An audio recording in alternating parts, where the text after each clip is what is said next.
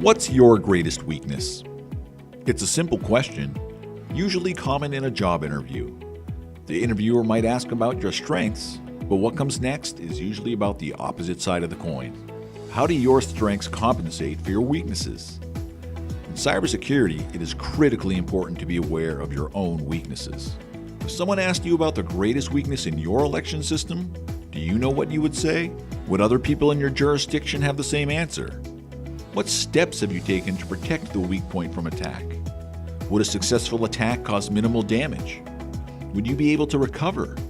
Answering these questions all begin with performing a security self-assessment. Every jurisdiction's strengths are different.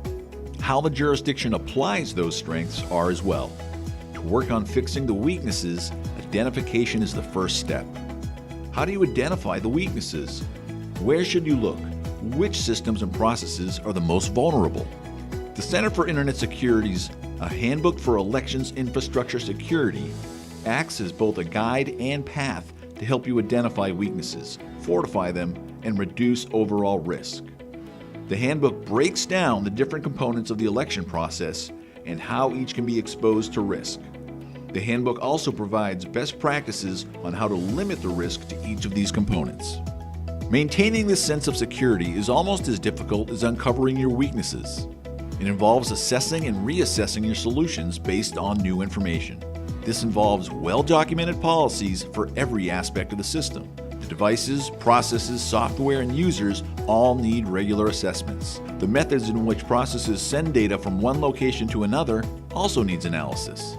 This is known as a security self-assessment. CIS created a tool to help you perform a security self-assessment based on the Handbook for Elections Infrastructure Security.